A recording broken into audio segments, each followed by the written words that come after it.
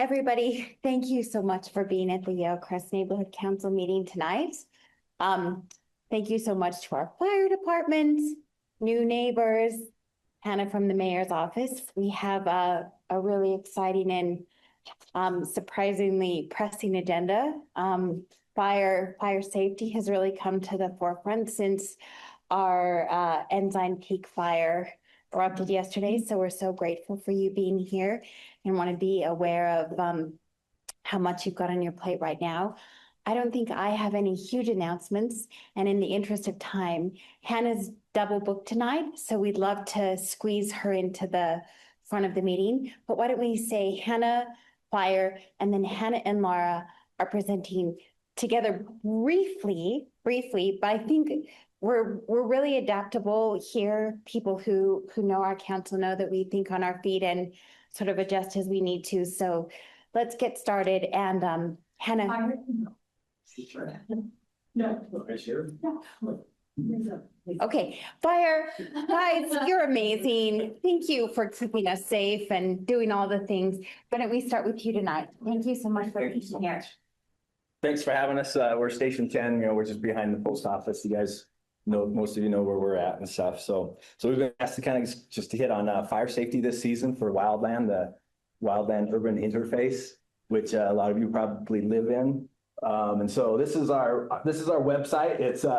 It's fire.slc.gov. It's really easy to remember. It has all sorts of resources on it. If you'll scroll up a little bit. Okay.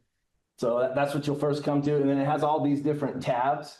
And within these tabs, you'll find everything you'll need. We have fire prevention with different plans. We have the disaster plans. And then this is the one we're going to kind of touch on today, the Prepared for Wildland Fires. How many of you have received a Ready, Set, Go pamphlet on your front porch or stuck in your door or actually talked to somebody? Yeah. So that's kind of the program we're going with now. In reality, if a big event happens, there's just not enough firefighters and apparatus to be by everybody's door and to protect everybody's house. It's just way colossal, bigger than that. And so what Ready, Set, Go is for is to help you all get your home the most prepared you can to help with that fire. And so when it comes, most of the fires, the research shows that it's not from the fire front coming through, but it's from embers later on, hours later, or even before the fire reaches, because depending on which way the wind's going and stuff. And so there's places in your house that can catch embers and hold those for hours until they start some combustibles on fire. And so that's what Ready, Set, Go is all about, is so that you can look at your home and find those areas and kind of mitigate them before any big event happens. And so this is an awesome a resource for you.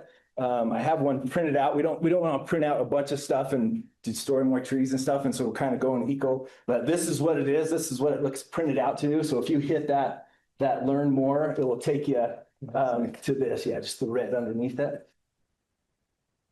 And then scroll up. And then right here, make a plan.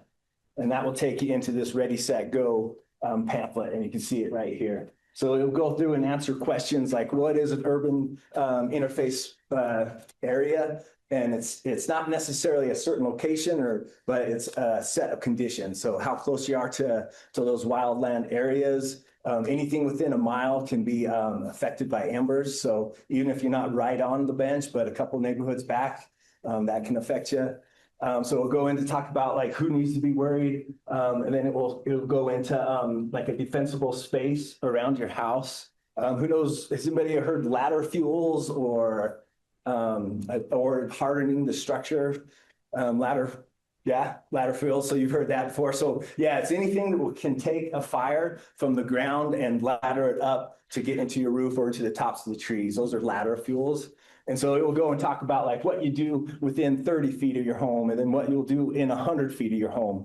And it walks you through all those things. So what to look for, how to like get rid of dead things, trim up your trees, stuff like that. And then near your home, it will also take you through like what to do on your roof, like look for any deadfall or leaves that are stacking up in corners or in valleys. And for chimneys, they have those little pockets on the sides. And so, yeah, it's an awesome step-by-step. You can go read through it and just follow those one thing at a time. And if you think you need help, which that's why we're here, is you can actually, if you can back up to the previous page, just hit back. Flyer. Yeah, it's small. I mean, it's this. Yeah, right here. You can also request a crew can come out and do kind of an assessment of your place. So if you've kind of done some stuff around your house and you want to see how you've done, then you can go there and fill this out and then put submit, and then that will take it, and then they'll hand it out to the crews that are actually over your area. And so then we can come and go through some paperwork and just, yep, looks like you got the eaves. Oh, it'd be good to have a mesh covering of your on the end of your roof and stuff. And so we can kind of go through and look at things and kind of double check things. And if you have questions like, well, do I need to cut down this tree or that or whatever, then we can do our best. We're not, we'll do the best and we'll kind of figure it out and help you just go over your home. But one thing we do ask is to maybe do some things first, kind of go through this, read through this plan and see there's just so many easy things like, don't have a stack of firewood next to your house. Underneath decks, a lot of times the decks will come right up to your house. Make sure the vegetation underneath there is weed whacked and cut down. And so again, those just things that are going to bring the fire closer to your house. Looking for those deadfalls that catch the deadfall catches around your house. Throwing those away and cleaning them out and kind of checking them periodically throughout the year. Let's see. So yeah, it goes over everything, like what to worry about. It's step by step. And then the last thing is like plans that you can make to get ready. So to have an escape plan, to get together, to get a 96-hour emergency kit. So people think about food and medical stuff, but you also need to think about prescriptions, dog food, dog medicine,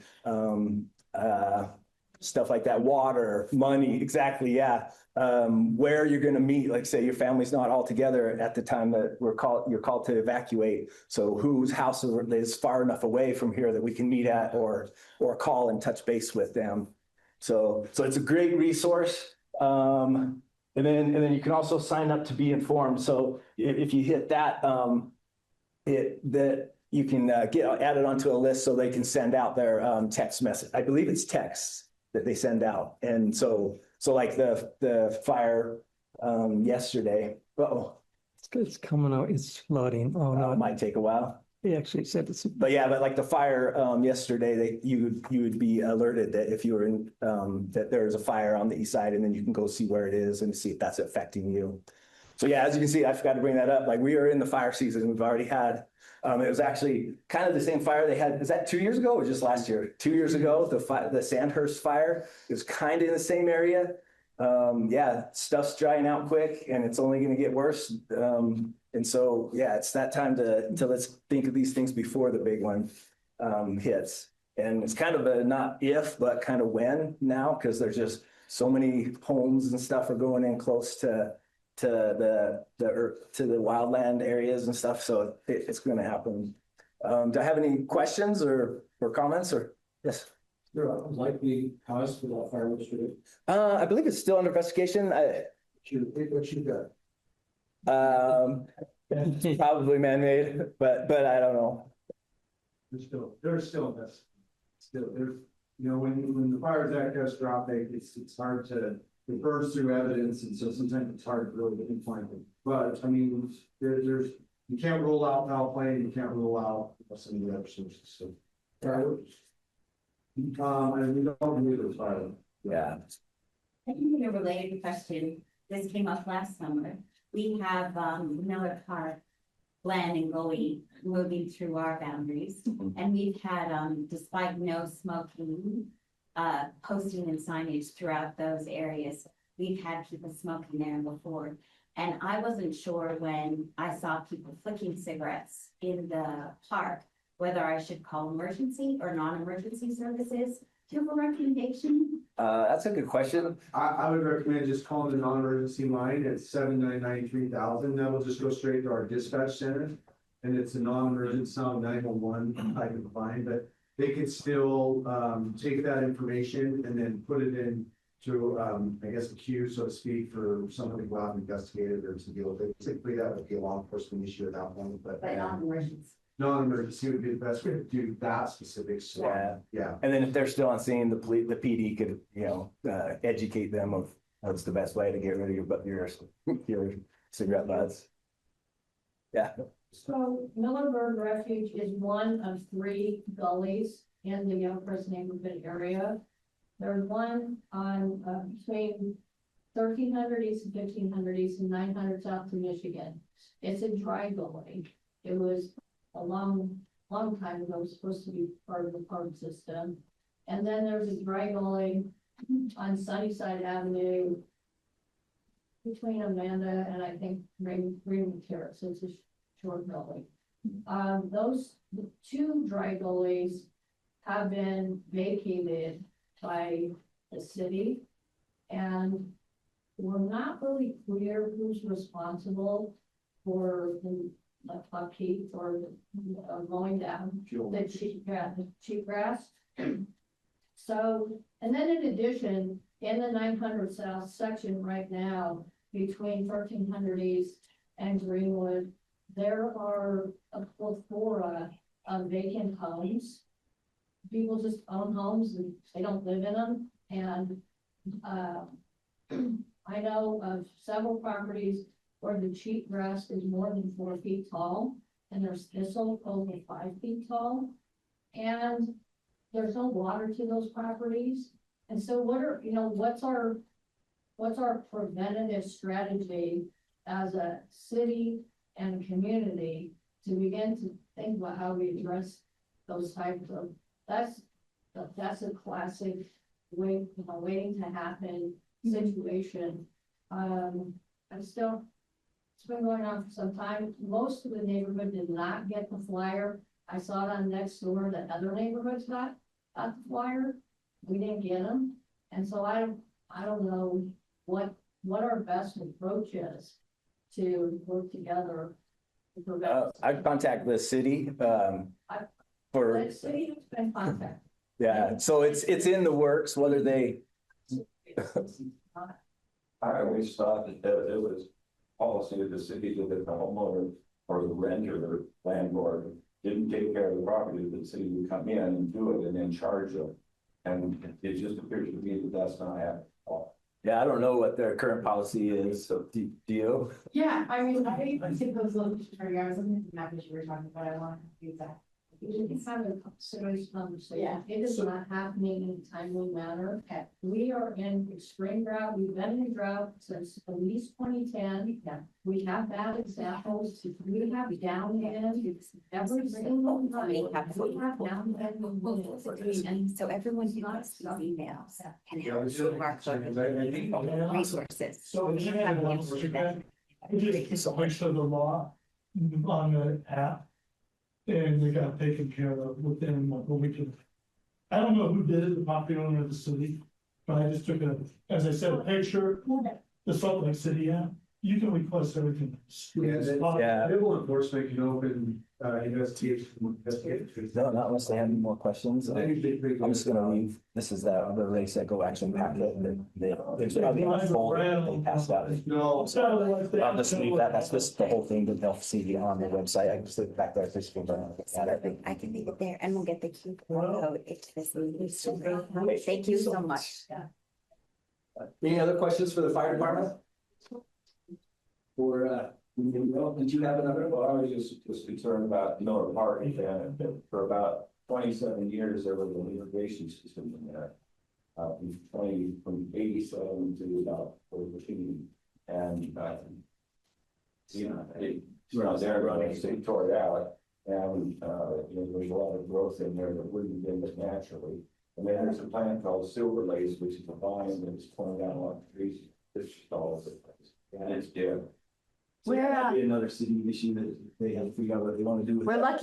lucky we have Hannah here to be our city interface. Hannah, come on up. I know we've only got you for another 15 minutes Oh, or that's so. okay. Thank you guys for being flexible today. I have a second community council meeting. Luckily, it's just on Zoom, so I'll just like go upstairs and join their meeting. I told them I would join at 7:15, so I have a little bit more flexibility.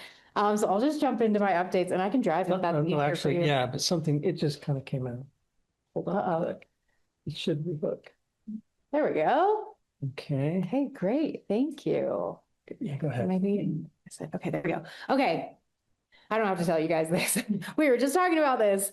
But I did want to share that my SLC app that was just mentioned, there's a way for you to report water that's being misused, whether that's maybe like a broken sprinkler head in a park strip, or if someone is doing excessive watering, maybe even on public property or one of your neighbors, you can report that to the city.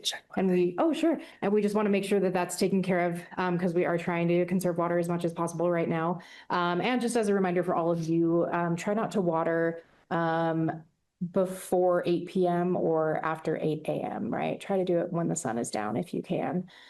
I know one of my next slides is from ARUP. They reached out and just asked me to remind everyone to donate blood if you can right now. They always have shortages in the summer. And so they're really looking for community members to donate. I think you can call ahead and schedule an appointment, but hopefully you all know where their donation facility is up in Research Park. Okay, go ahead. Thank you. Sure. Just last thing, when it said, no water between 8 a.m. water. Right. Yes. But what is the best time to water? I think typically is just the coolest time of day. So kind of that like 4 a.m., 5 a.m. window right before the sun comes up is typically when it's coolest. Always wanted that. I usually water. People water at all times. Yeah. Yeah. That's That's what I've heard. If you don't want to Okay. lose. So you need to go. Oh, I can do it. Yeah. Thank you. That'll have to Okay. be the- right. So I gotta change one more thing. Sorry. No problem. 70%.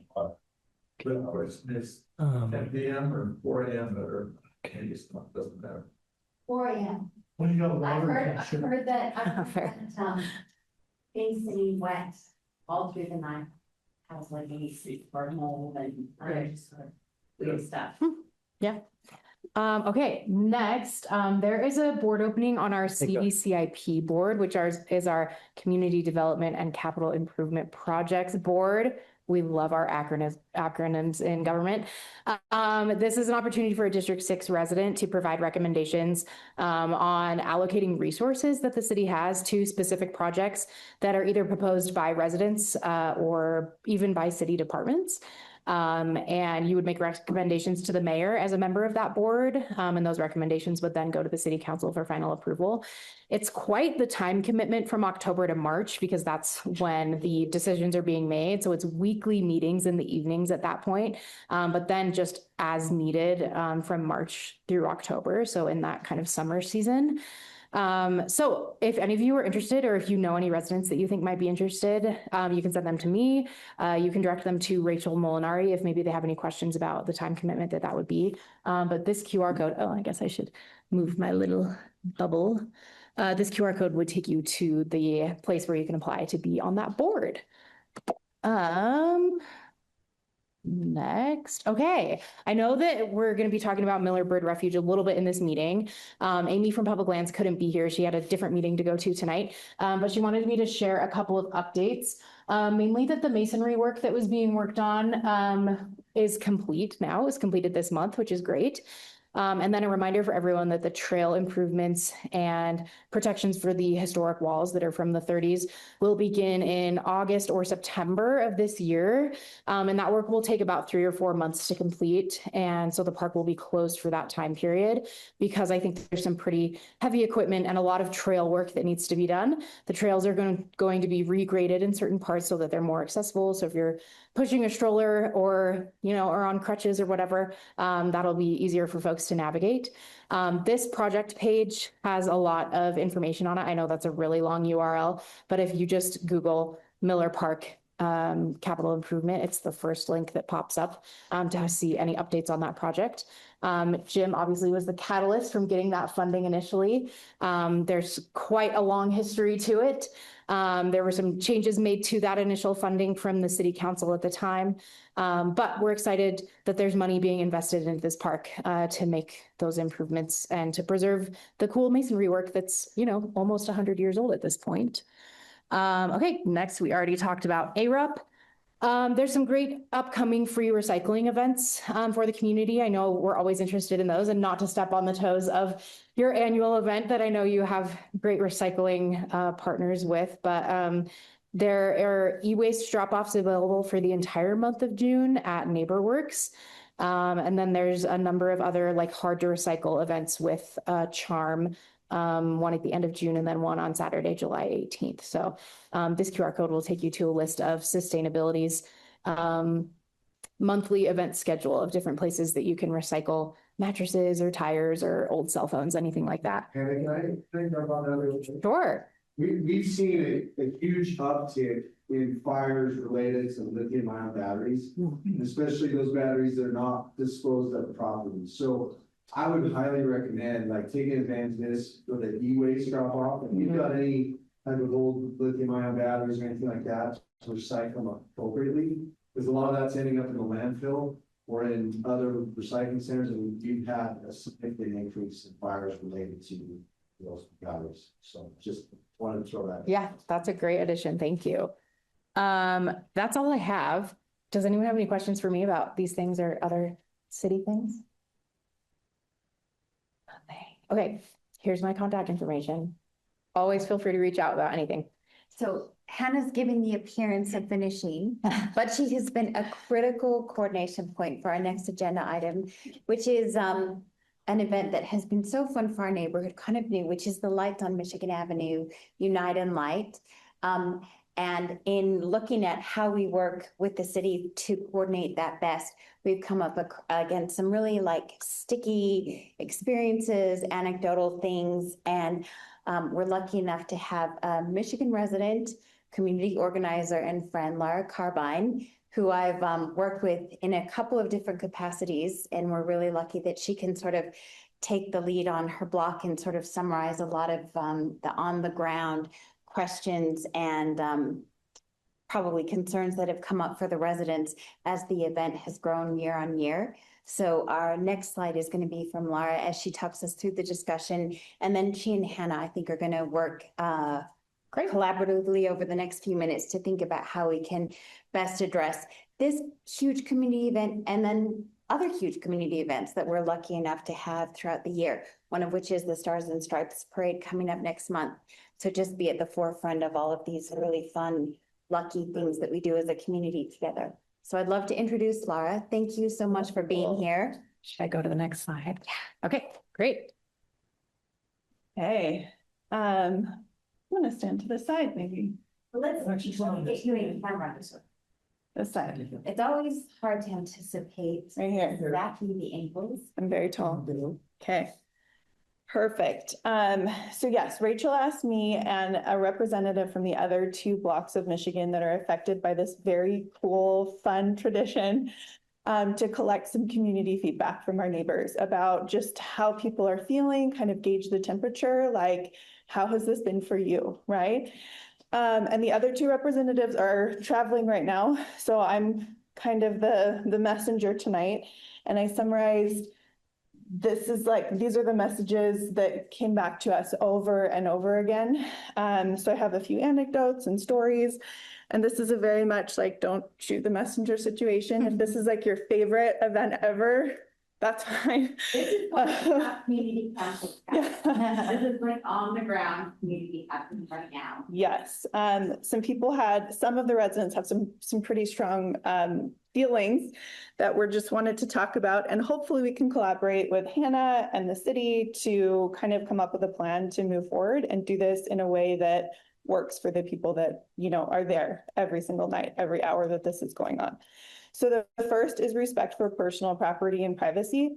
I would say that this is easily the one that came back the most frequently. There were a lot of complaints about just visitors going onto private properties, sitting on steps, sitting on swings, breaking swings, sitting on porch furniture, staying past 11 o'clock at night. I actually had some influencers set up a photo shoot in my front yard with some very bright photo lights and props. And they were very unapologetic about that, and I was not very excited. Families with young children talk about their children being woken up by loud music and honking and the bands that are moving through the street. There's like actual musical bands that move through the streets. And then visitors leaving trash and dog poop, driving with their vehicles on our lawns, stuff like that. And then there was also a case, I guess, of some visitors coming late at night and independently turning on the generators, which obviously disturbed the residents who live on that block. And then lastly, some were concerned about opening themselves up to lawsuits. There was someone, for example, that tripped on a sprinkler head and broke her arm, and she didn't sue. But like, they have reasonable questions like, am I liable if that happens? If, you know, we have literal like thousands of people moving through our street, what if something happens? Like, am I protected? Am I liable? So that's probably the one that came back first and foremost. Another one was security concerns. A lot of the residents were concerned about how many more police incidents happened, especially late at night. There were a lot more sirens. There was an uptick in crime, like car break-ins and property break-ins afterward.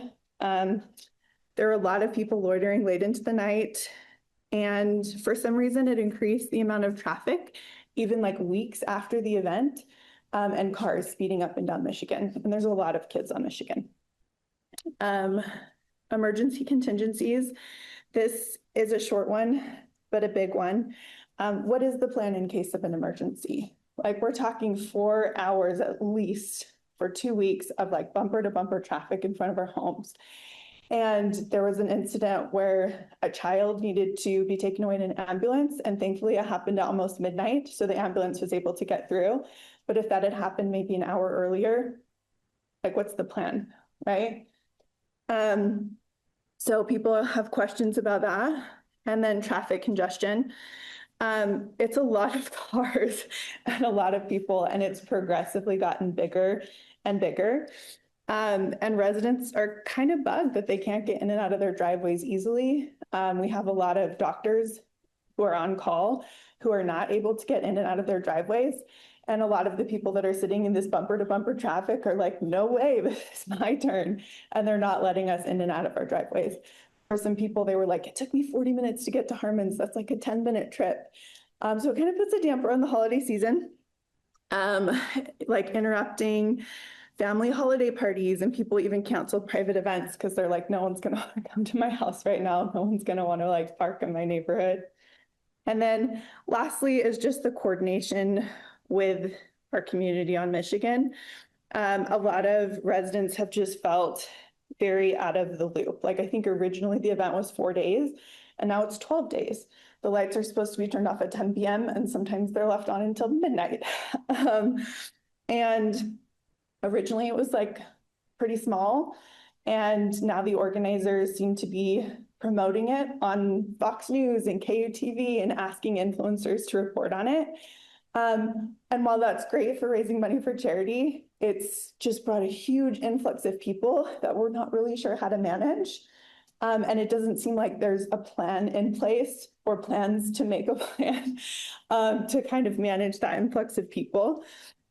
Some have indicated that they've reached out to various city offices, and the most common response has been to talk to your community council and hopefully your city rep. And yeah, it's just a really wonderful event, and it's a wonderful tradition for a lot of people. And it needs to be done in a way that works for the residents on Michigan. So yeah, that's it.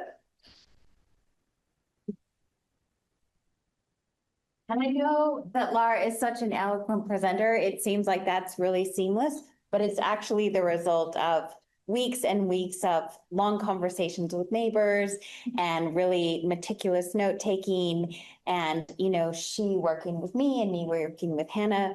So that really is such an important contribution to how we can make this event successful for our entire community. We were able to, in advance, share some of the questions with Hannah, who I think may have some thoughts and some guidelines. We've also, of course, reached out to the community organizers who have been in charge of the event and said that we want to work collaboratively and make sure that we have the right pieces in place. Thank you, Lara. I live on a block that has all the lights. Yes. And it started off great, as Lara said, I'm gonna be a little blunder. Our commission was never asked. And at least half the block is not lights. Yeah. The traffic is insane. My house is vandalized. My kids almost got hit by a car last year. I am one of the doctors that works for you. I can get to the cancer center for emergency. This is a problem. Yeah, I mean, some of the anecdotes that came back from neighbors were things that we hadn't heard before, and really a huge reality check for how we need to sort of get in front of the problem solving. We don't even have confirmation right now that the event is going to be planned for December, but we want to make sure that as a community and as a city council and with the mayor's support, we make sure that all of the boxes are checked for how this can proceed, or any huge community event can proceed in a way that is inclusive and collaborative and successful for the entire community. So your being here, sharing firsthand experience is huge. Lara said, I don't want to be the only Michigan face saying this is tricky. And I was like, you're not. We have had so many calls. We've had so many messages. What we're trying to do is get a community dialogue happening that includes everybody. So I know we only have a couple minutes with Hannah left. Okay. I'll let her share the fact finding she did in advance, and then we'll keep the conversation going. Now that we're understanding all of the moving parts and all of the concerns and all of the questions, I think we can work together in a much more efficient way. Yeah, I appreciate these concerns that you guys have brought up. I think it's totally valid. I feel like year one, it was like very local, very small, and now it's just like exponentially grown. And I've gotten calls about it too, right? I've gotten calls about traffic. I've gotten calls from folks saying their asthma has gotten worse because the generators are running so much. And is the event organizer here? I feel like step one is talking to the event organizer. I'll just say, the event organizer are the Tierling family. Okay. And they let me know in advance they were going to be. Oh, that's right. Okay, that's right. But I did say, I'm going to take the step of putting us all in a communication channel so that we can have the most possible open dialogue as we proceed. Right. Okay. So that's right. happened. I forgot. Thank you. Yeah, I feel like step one is just having a meeting with them, communicating to them that half or more of their neighbors don't want this to happen anymore. It's a little bit tricky because the park strip is technically city property, right? Those trees are technically city trees. But I still don't think that your neighbor can come put stuff on your park strip without your permission. I don't know the legal definition there. I'm not a lawyer. I think from the city perspective, we don't necessarily want to create a new ordinance that says no lights on city trees ever, right? That'll impact the whole city. There's tons of people that probably put lights on their park strip trees with no major problems. I did talk to our our permitting person for the city, and he is the one who has approved block party permits for this in the past, which does not impact the whole 2-week schedule, but is really just, they typically have like that one Saturday night where the block is closed to vehicle traffic, so it's just pedestrians. I think they have like hot chocolate and stuff. He is the one that has approved that block party permit in the past, and communicating to him how much this event has grown, he said that he would no longer approve a block party permit for this, and that it would need to be at the scale of a special event permit, which I think would permit for the 14 days. And that comes with a lot more specifications about police and fire access, even like bathroom access, general like safety concerns, if someone wants to apply for a special event permit on public land. Typically special event permits, I mean, like the Pride Festival downtown is a special event permit, right? That's like the big scale that we're talking about. I would say this is a little unique situation because we typically don't even receive applications for special event permits in public streets, let alone for like a 2-week period. So elements of this remind me a lot of the Chris Kindle Mart that happens up at This Is the Place. Obviously a little bit different, right? Because that is like put on by, well, maybe not put on, but it's on state land, and This Is the Place allows for it to happen and like partners with the people that put that on. But the nearby neighborhoods deal with a lot of the pressures of the traffic from that event. And trying to come up with solutions for that event, step one is always meeting with the event organizers. And in my, like, I would hope that the Tierlings would want to be good neighbors, whatever that looks like, whether that means not having this event at all or talking about like a much shorter span of days. I can't imagine the cost of putting up those lights. So maybe the cost does not outweigh the, you know, if they wanted to just do it for a weekend or whatever. But yeah, I think that would definitely be my step one. If they are still insistent on putting it on, then maybe it would be talking to our urban forester even about his thoughts of putting lights on city trees, particularly sycamores that are aging and sick and that the city is spending a lot of money trying to save. So I'd be happy to talk to him about that. And then the special events permit would be something that would have to be initiated by the event organizer. And another key piece of a special events permit is that it is contingent on community engagement, right? We want to see that there's buy-in from the community for this special event. And so I think if the events office heard from 50% plus of the neighbors saying, we do not want this to happen, please don't give them a permit, maybe it wouldn't be permitted at all. So is that helpful? Questions? Yeah. This was a thought observation I had this past December when I went by. Yeah. You're living on the street. One, we had the global pandemic, so people really needed neighborhood scale activities. Yeah. Super important. And then LDS Church Temple Square has been closed down for renovation for quite some time. And following different community threads, including next door, I remember a post in the late part of December, early part of January. Somebody's like, we want to take our family out to see Christmas lights, and Temple Square is closed. Where can we go? And then bing, bing, bing, bing, bing, bing, bing, Michigan Avenue. And I was like, oh no, they're going to get more, more of that. So I thought maybe with Temple Square opening up, that folks will turn their attention back to the city center. And then another part of this in terms of community building is Foothill Village is now done. It's done, whatever it's going to do. And maybe there's an opportunity to turn some of the attention to other sites that have the capacity to hold. Yeah, that's a good idea. It's not to diminish at all what you all have done. I think a lot of people greatly appreciate it. Maybe things evolve, and maybe it's a pivot going to evolve in a different direction. Yeah, that's a good idea. Yeah. I had a question about the permit. So sure. Last year I talked to the traffic consultant. Okay. And I know somebody on their block called Urban Forestry. Okay. And both of them directed us to community council. Really? And okay. one of the reasons is they said that they're not legally required to see permits for what they're doing. Okay. And that the best way would be to just work with their. Okay. So do they have to legally seek a permit because of how big it's gotten?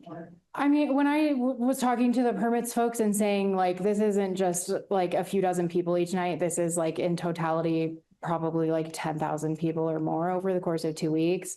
Their response was like, oh yeah, that needs a special event permit. So. Well, I think. Yeah, I can communicate that to them. Our plan is to have the chair of the community council, Hanna from the mayor's office, as our liaison, and the Tierling family in a group text. I mean, Yeah. that's happening. Yeah, So we don't know what the engagement will be, but at least that communication channel is going to be established. yeah. And would definitely encourage you all to talk to them too, just as neighbors, and try to ask them to be good neighbors, whatever that might look like. Yeah. It's, I think it's just like, there's, not everybody doesn't know everybody, but I know our half in the street where I know every house around me. 0 people want this to happen. Most people are afraid to speak up. Like with all the people that they give comments, I know the 2 members will actually have their name speech.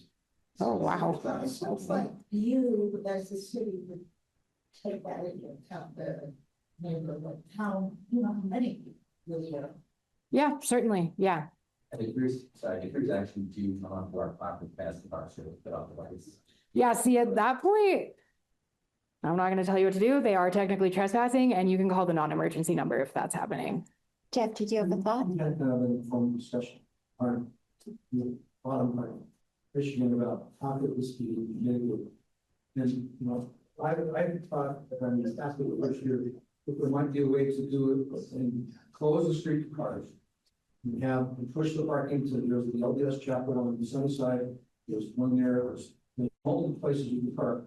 If the cheerleaders are willing to fund a shuttle system of some sort, there's a way to move people in and out, in an organized way with the police assistance. So do that. That takes the cars off the road. And that, to me, that, anyway, has that ever been talked about as a possible solution? So we're not having cars on the street? Yeah. A traffic engineer definitely brought that up about parking at a nearby church, bringing people in. I think he is hesitant. Having the white church on the sunny side. Totally. Or maybe even 3. Yeah. The LDS church, we want to provide those parking lots. I think that kind of thinking is a really great idea. Because Yeah. we've also, Hannah raised the idea of the private security that can be hired after hours.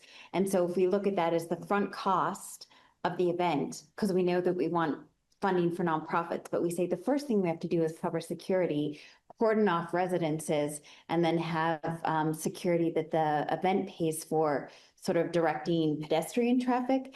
I think there are a lot of great ideas we can think of if we're working collaboratively as a community. Yeah, totally. Residents can even hire off-duty police officers.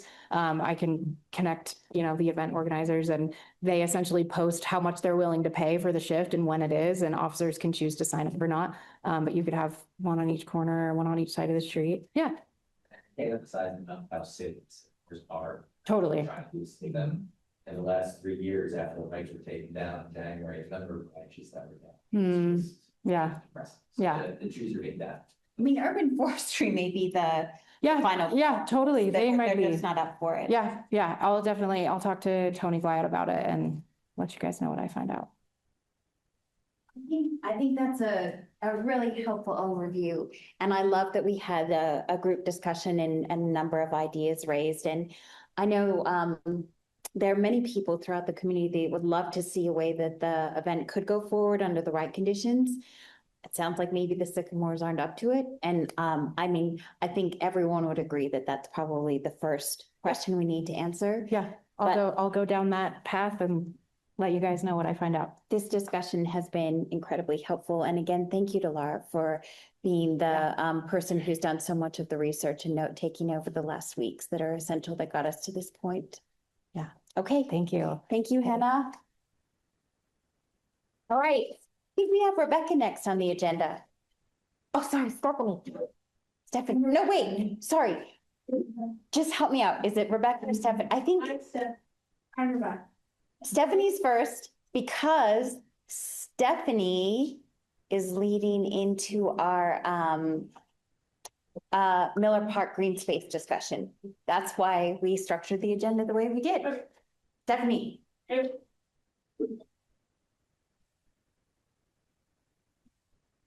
Hello. Did we have a driver? Right. No, that's good. I'll just next spots. Hello, my name is Stephanie, and I'm here to talk to you guys about some bees around the block. It's an art project that we're trying to put up on the main street in Salt Lake City. That there are these bee statues and every bee represents their own district. So we're looking for community feedback. We're looking for, that's the main point. Main point is community feedback, community engagement. We want to know why you like your district, what makes it better than the other districts. And then we want to. Is the best district. I believe it. It's really nice out there, guys. But, you know, we want to be able to collaborate with local artists and have every district have their own bee statue that will be on display in Salt Lake City for about a year. These are our current sponsors we have signed up. We do have sponsor information more in depth afterwards if you guys want to talk to us about that. The basics, so we're still in phase one. We're still just gathering the input. That's the papers my buddy passed out to you guys.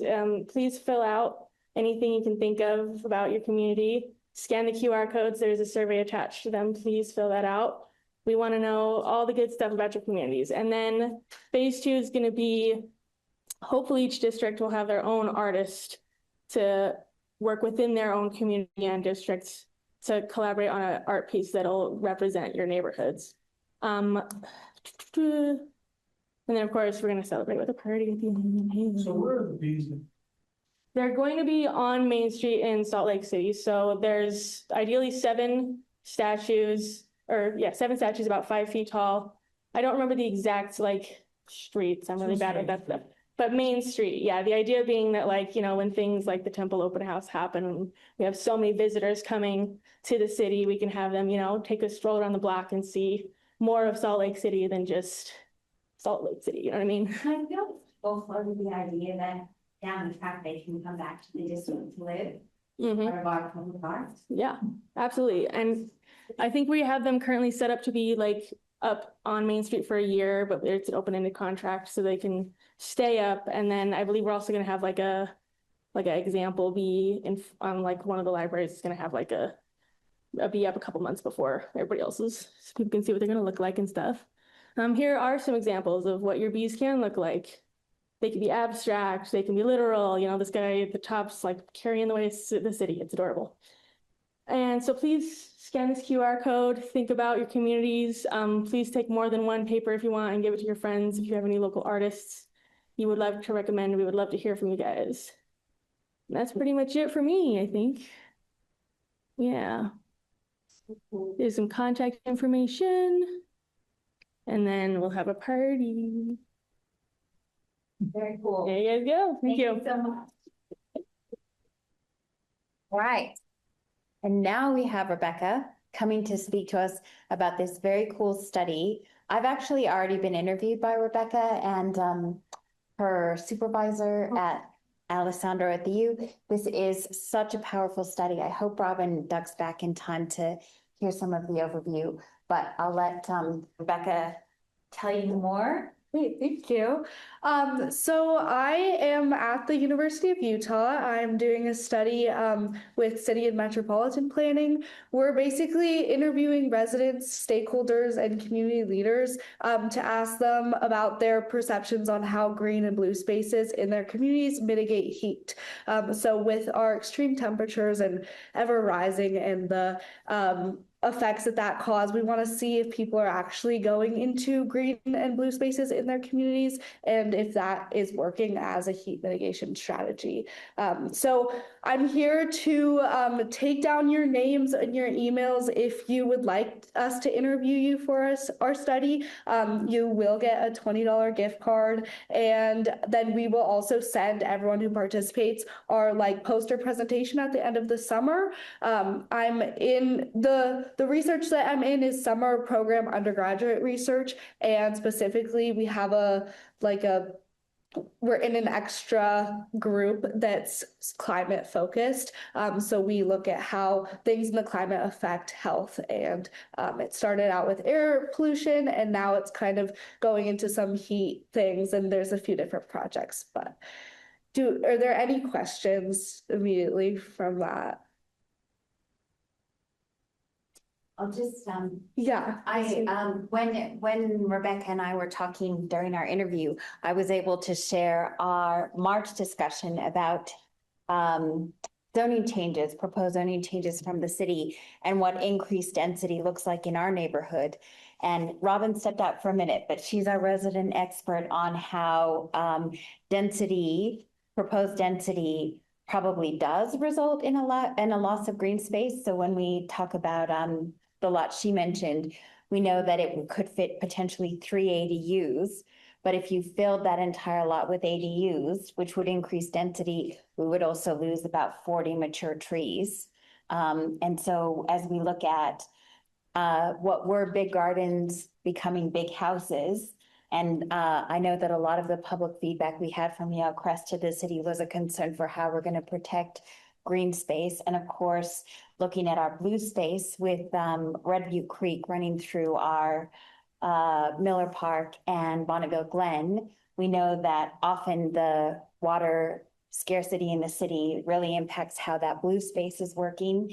And so I thought we were a really key neighborhood to draw insights and feedback from, because we're at the moment right now where we are defined by and enjoy, I think, a significant amount of green and blue space.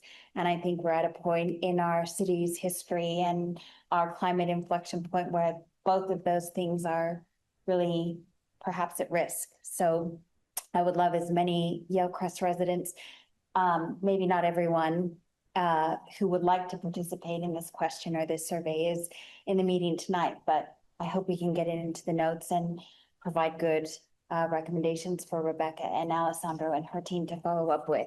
Yeah, I do have some flyers and the QR code on here. If you all have like friends that you know might be interested, they can scan this and just give us their email, and then we'll contact them, just how we'll contact you if you sign up on my little sheet here. So does anyone want to start this off? Just passing it around if you want to sign up. Thank you. Right. Thank you so much. That is the perfect segue and the exact amount of time we have for Jim to give us his Miller Park restoration overview. Yeah, I can't think of a better segue, to tell you the truth, because, you know, the riparian corridor of Miller Park is a great spot in the summer. And it's, I don't know how many of you have spent some time in Miller Park. Well, that's good. When you go into Miller Park, do you generally come in from the lower end or on 9th South? Both? Yeah, both. Okay. Well, I moved into this area in '76, so it's been quite a while. And for a long period of time, the only pathway was on the eastal side. Okay, and it was in pretty poor condition, but there was a path there. And what we were experiencing as homeowners, especially myself and others who lived adjacent to the park, was a lot of break-ins. And so in the early 80s, the police suggested that we put in another path, because there just weren't any people on the military side. And those were the homes that were really had been subjected to a lot of break-ins and so forth, and theft and burglaries and so forth. And so it was a pretty big concern. There were also other problems down there, you know, that were pretty well known at the time. So the city hired a firm out of Portland, of which I'm an affiliate. I'm a landscape architect, by the way. And we ended up looking at the feasibility of circumnavigating the entire park. So we put in another pathway on on Military, from here down to the bridge, which didn't exist before. And the crime rate absolutely plummeted. So it was from that standpoint, we felt it was a good success.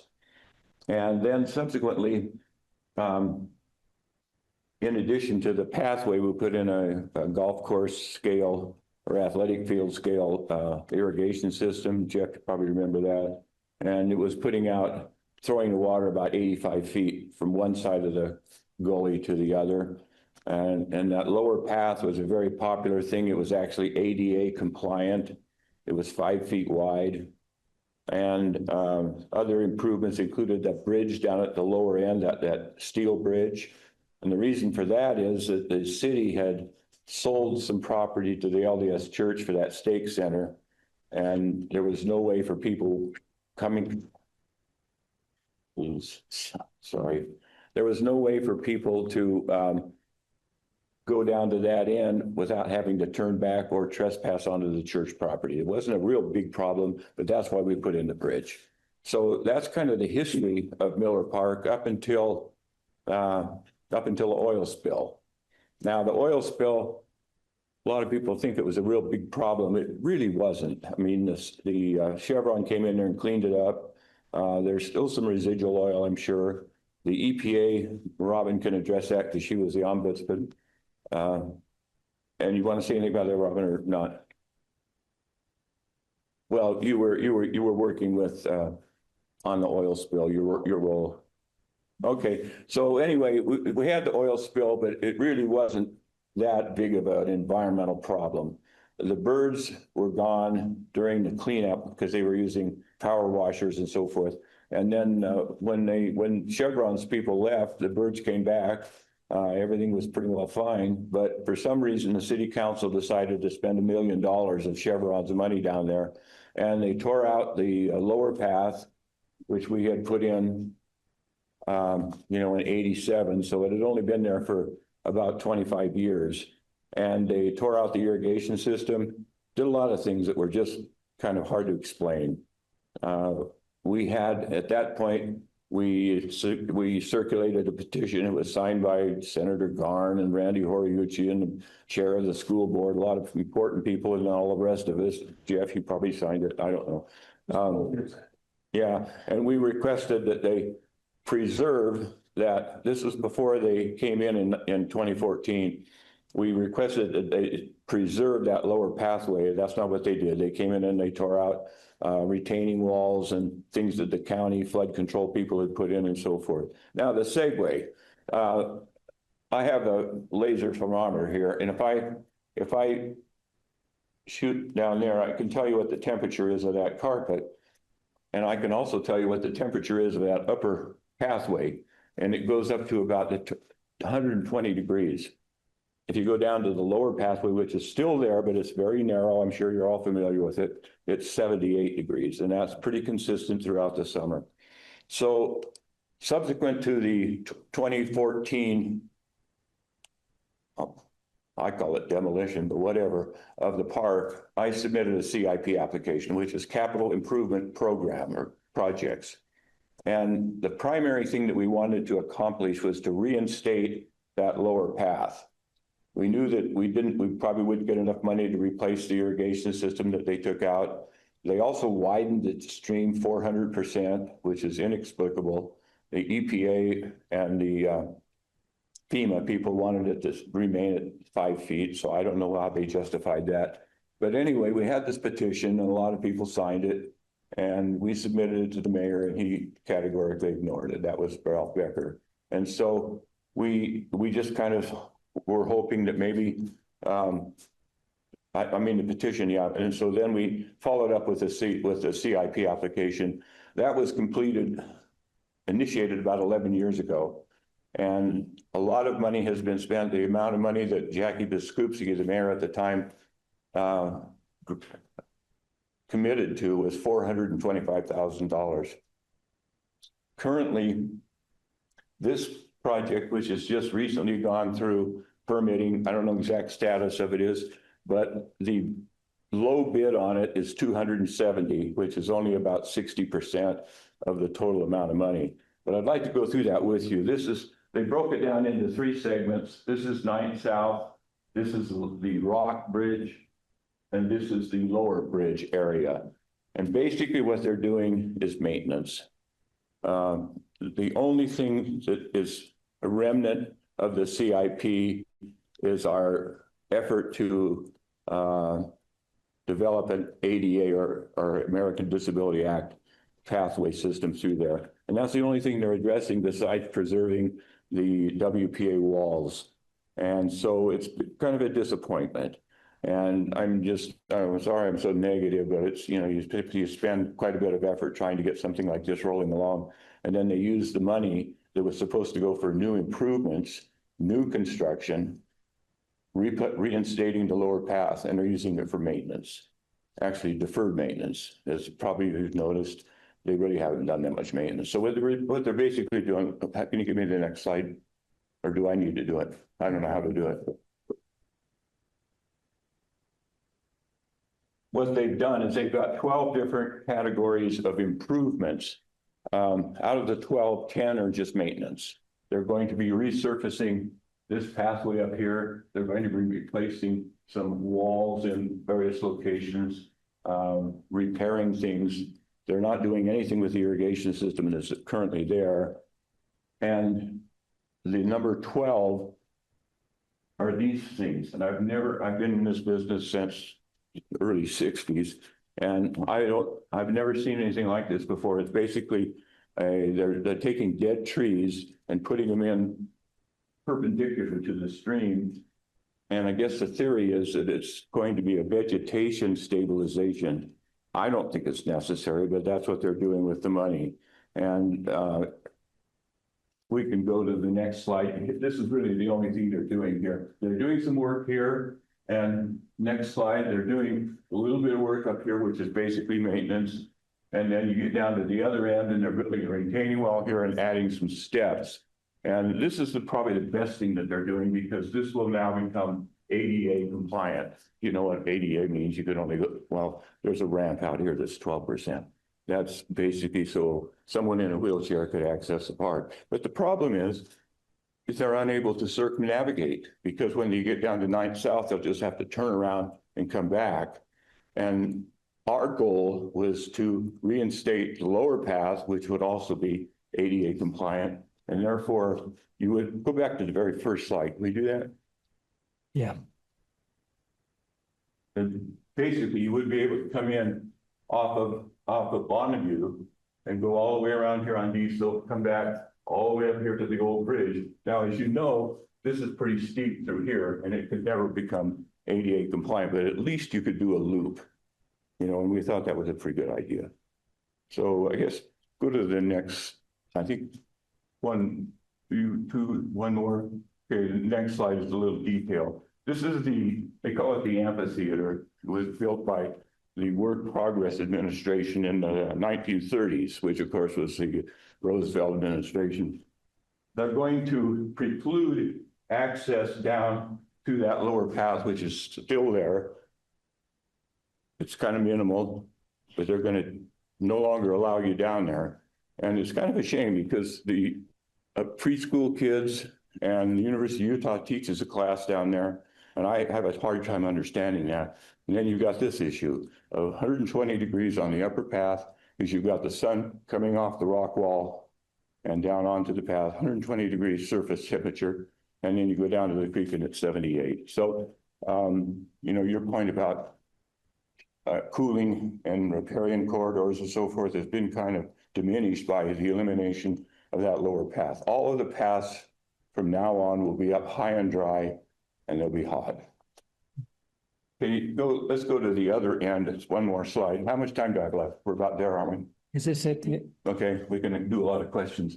So coming in off of the church property, you come in here, and currently it's kind of rough through here, grade wise. They're going to be adding, I think it's 7 additional steps in that area. So that is actually an improvement project, but it's certainly not going to cost $270,000. So the bulk of the money has been allocated for maintenance, and I guess that's my point. And I'm sorry that it didn't turn out any better than that. They will not be doing the work until I think they said, what was Hannah? She said it was like October? Yeah. Okay. Do any of you have any questions? I'd love to answer if you have.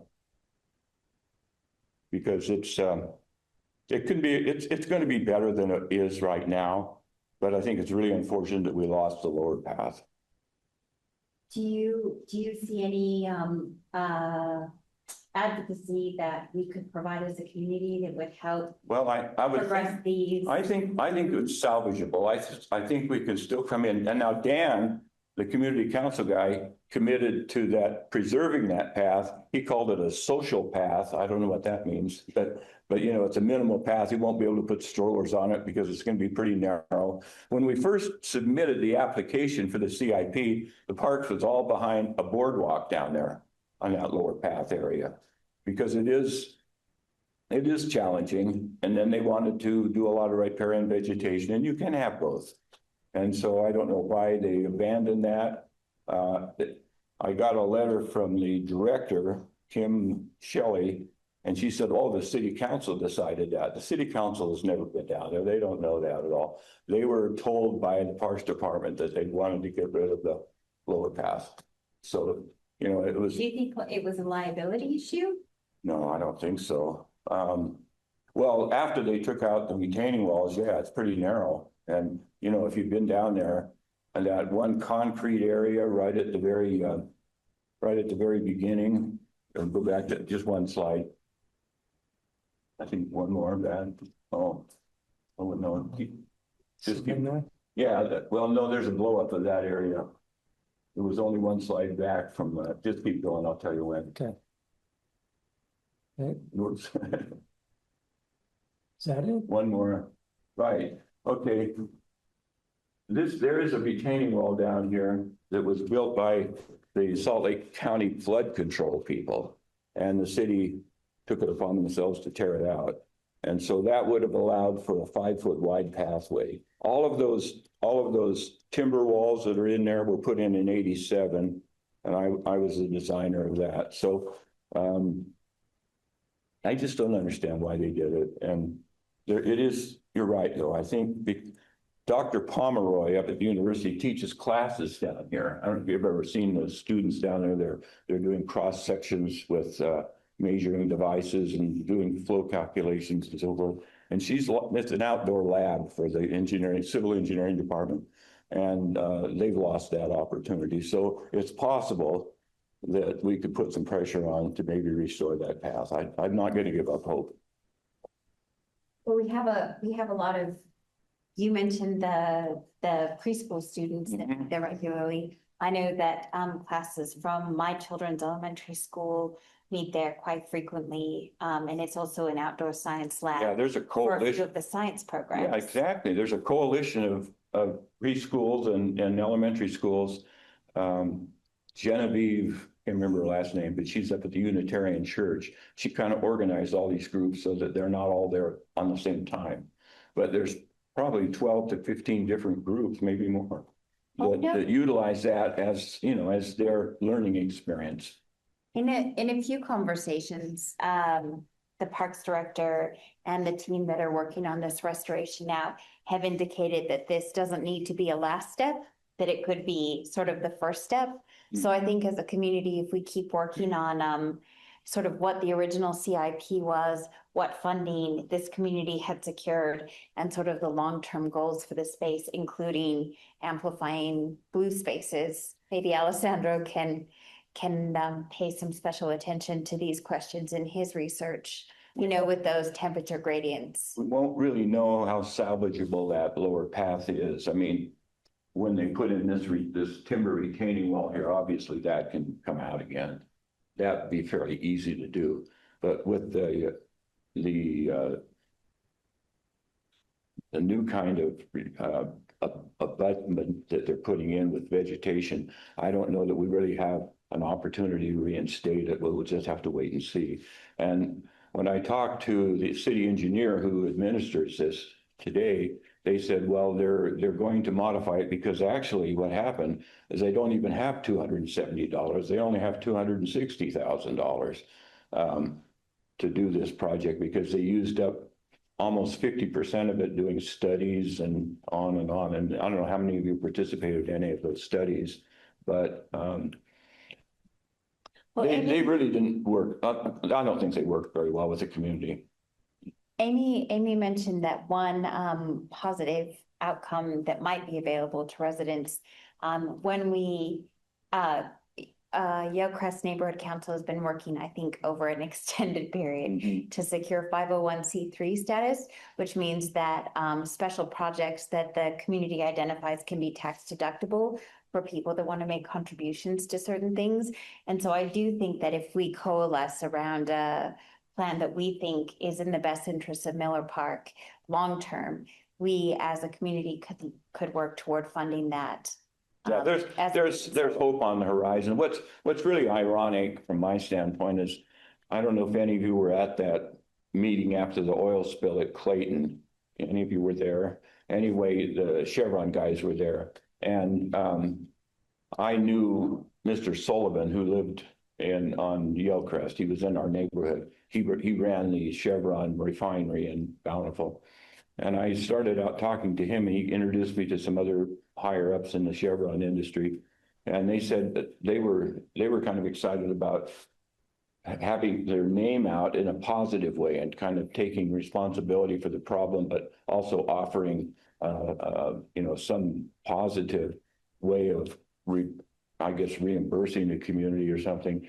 And what they were interested in doing was a perpetual maintenance fund that the city would be able to draw into.